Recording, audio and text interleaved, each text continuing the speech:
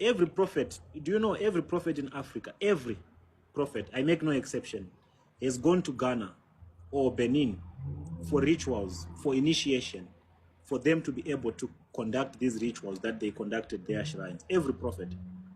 And when they go to Ghana or Benin for these rituals, you might be interested to know what rituals do they do. Because when one talks of rituals, you're probably thinking they are slaughtering goats, they are slaughtering animals, etc., Well, etc. no, I get you. I like sometimes But, I do watch these things and I see them let me where listen, where they speak of those false the ritual that prophets. they actually do to get a small powers of darkness is called a submissive ritual. That's the main common one that every prophet has gone under through. Every prophet has gone through this ritual. Anyone that calls himself a prophet. So when they go to Benin, they are made to sleep in a dark room for 3 days. And in these 3 days, they have to undergo this submissive ritual, whereby the gods of Benin will be coming in this room. You don't know how many gods. They call them godfathers. They will be coming in this dark room where you will be sleeping naked, and you are supposed to sleep in there naked. They will be visiting you each and every minute, each and every hour, to make you pick up the soap. And every time they visit you, you have to pick up the soap. Every time they visit you, you have to pick up the soap. So this ritual is meant to make you submissive to them. And they believe by doing this pick up the soap ritual, they are actually transferring their powers to you. You know the pick up the soap ritual? Do you understand it? Like I don't want to put it in its right context for the sake of people that will be watching, but it's more like they make them wives. When you go there for the ritual, you become a wife. So you will be serviced by the godfathers non-stop for 3 days. They will be servicing you non-stop until they are done with you. And when they are done, now they can say you have now completed this submissive ritual. You have graduated. So that's what really happens in these prophetic shrines. So here's a question. So do those pastors have wives? Yeah, they do, but the wives are just for decoration. They don't really utilize their wives.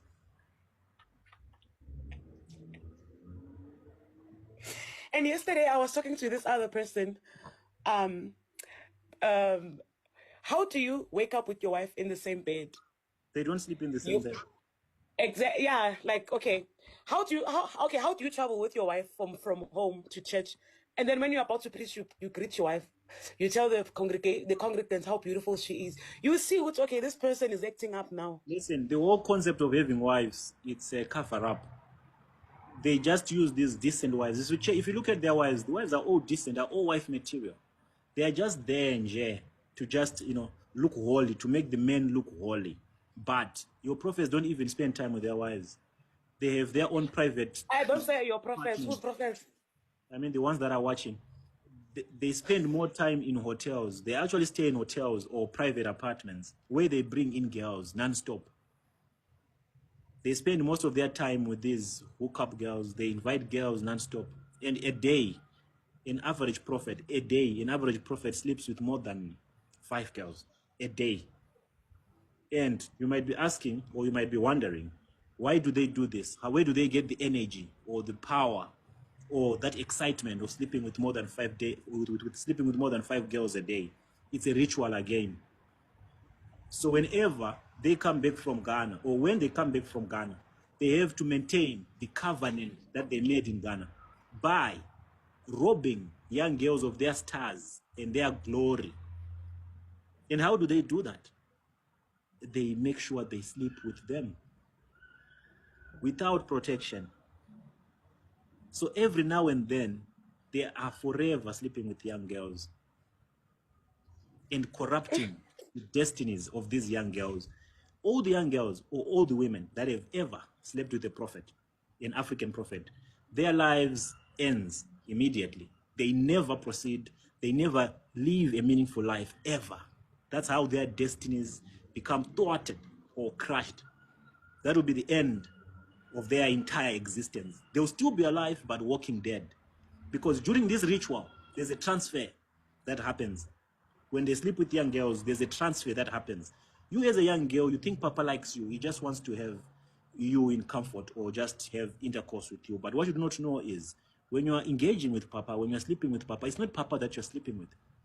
You're sleeping with an entire demon. That's why they don't get tired of this ritual of sleeping with young women left, right, and center. So when you go there, you sleep with him. There is something that is being taken away from you, and there's something that he is living with you. From you, he takes the glory. He takes your star. He takes your entire destiny. And he leaves you with a vagabond spirit that he got from Benin when the godfathers were making him pick up the soap, when the godfathers were gang banging him. And women love men of God. Whoa. And what they walk away with is just I'm a saying, small and these money. young girls love this man of God. No, they don't love the men of God. You see, these men have serious spells. If you attend a prophetic church as a woman, you realize that the entire service you'll be wet.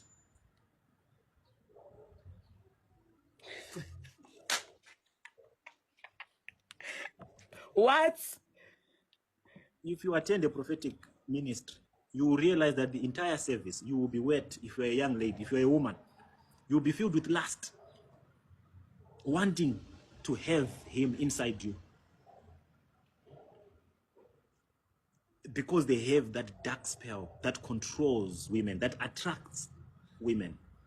That's why you realize that in all these prophetic churches, they have more women than men.